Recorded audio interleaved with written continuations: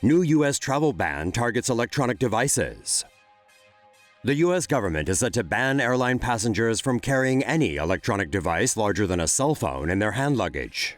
According to reports, the temporary ban on electronic items and hand luggage will apply to non-stop flights to the U.S. from 8 countries in the Middle East and North Africa. 10 airports are reportedly affected. Saudi Arabia's official news agency said that flights from Riyadh and Jeddah were impacted. Royal Jordanian Airlines said the ban affects its flights to New York, Chicago, Detroit, and Montreal. Royal Jordanian said, however, that cell phones and medical devices were excluded from the ban. According to reports, the ban is in response to an unspecified terrorist threat and could be implemented as soon as Monday next week. Aviation experts said the nature of the ban suggested the government was acting on intelligence about a possible terrorist attack. They speculated the government may be concerned about insufficient passenger screening or conspiracies involving airport insiders in the affected countries. Say no to safe spaces on YouTube. Support TomoNews at patreon.com/TomoNews. Increased airport security may make us safer, but it also makes flying a real pain in the ass. Flying has never been so frustrating. Wait times at airport security checks could reach epidemic levels this summer, when air travel usually peaks. The Transportation Security Administration is advising U.S. travelers to be at the airport 3 hours early due to long security lines. The TSA advisory comes after lengthy waiting times resulted in thousands of missed flights and delays in airports across the country. Passengers who come unprepared and bring more than the allowed number of carry-ons are partly to blame. But with almost 3 million travelers passing through screening each day, the 42,350 agents employed by the TSA are simply not enough. More than 700 new officers are set to be hired by June, but union leaders say it would take at least 6,000 to alleviate the congestion.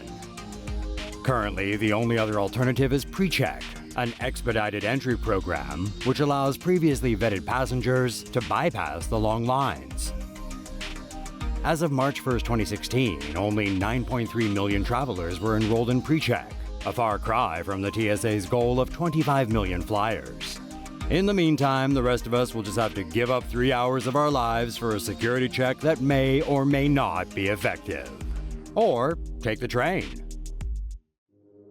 How to protect your personal data at the U.S. border. Business people and journalists have long been paranoid about protecting their personal data when visiting countries like China and Russia. But now travelers to the United States are also reporting increasingly invasive behavior by the U.S. Customs and Border Protection Agency. In one recently publicized case, a Canadian man missed his flight to the U.S. while a Customs and Border Protection officer used his passwords to access profiles on a gay hookup app and website. To secure your data at the U.S. border, notify a loved one or your attorney before passing through a checkpoint, and again after you have passed through. If you are detained and have your devices confiscated, you may not be able to alert anyone. Turn off your device's fingerprint unlocking function, as visitors such as green card holders may be required to provide fingerprints. Encrypt your devices with a strong password and use a strong PIN. And turn all devices off, because some encryption tools only work properly if a device has been powered down. Prepare a spare phone and laptop computer that you only use when you travel. Link these devices to secondary accounts with their own unique usernames and passwords that you only use for travel. Do not link them to your main accounts. Wipe your devices before you leave home and delete any sensitive apps. For extra protection, make sure that even you cannot access your device while passing through U.S. border control. Set up two-factor authentication on your device, but keep your SIM card at home, destroy it, or mail it to your destination. That way, even if you're forced to divulge your PIN, you won't be able to unlock your device. One caveat: taking any of the above measures may arouse suspicion and lead to a longer detention or denial of entry if you are not a citizen. Unfortunately, there isn't much you can do to protect your Facebook or other social media accounts. A fake account might fool an individual officer, but experts strongly advise against doing anything that could be construed as lying to a government agent. Footage shows airport workers handling laptop bomb that blasted a hole in Somali plane. Officials believe the mid-flight blast on a Somali passenger plane bound for Djibouti may have been caused by a bomb concealed inside a laptop. Security footage taken before the flight shows two workers at Mogadishu airport holding what looks to be a laptop while scouring a waiting area, seemingly looking for someone. Suspected bomber Abdullahi Abdusalam Borle walks into frame seconds later, limping slightly as he goes. The two airport workers approach him, and as the one in an orange vest walks past, his companion hands off the laptop to the suspect. Borle, a Somali national, carried the explosive device onto the Daalo Airlines jet, detonating it 15 minutes after takeoff. The resulting explosion blew a hole near the right wing and sucked Borle out of the aircraft, killing him. Passengers were moved to the front and rear of the plane following the blast. 2 people were reported injured in the explosion. The plane was forced to turn back and made an emergency landing at Mogadishu. According to the pilot, the explosion occurred at 11,000 feet, but would have been more devastating had the bomb gone off at a higher altitude.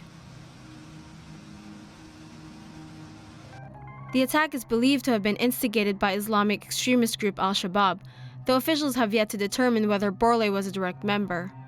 At least 20 people have been arrested in connection with the bombing, including the 2 airport workers seen delivering the explosive laptop to the suspect. Say no to safe spaces on YouTube. Support TomoNews at patreon.com/TomoNews.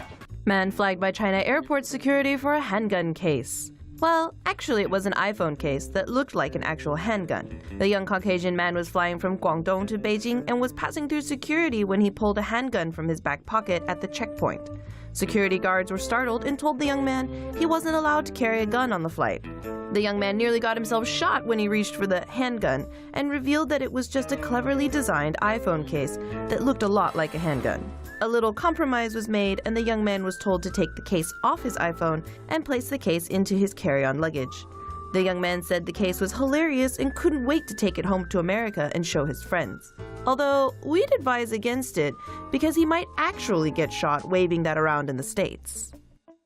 TSA agents ruined kid's vacation by confiscating his plastic toy which looked like a gun. It seems like everyone in the US has a TSA story, but 5-year-old Pennsylvania boy Levi Zilka's recent bad experience with the tyrannical search assholes will be forever ingrained in his memory. Little Levi had just enjoyed his first ever trip to Disney World in Florida, during which his uncle bought him a Buzz Lightyear Star Commander flip grip claw grabber arm. But when Levi and his father David were traveling through Fort Lauderdale International Airport on the way home, they were stopped by a TSA clown who told them that they couldn't take realistic replicas of firearms on board the plane, even though the toy is not even a gun. As the family had only packed carry-ons, that meant one thing: the not gun-like claw grabber arm had to be tossed. Which left a 5-year-old boy predictably devastated. Great work, TSA agent Zerg.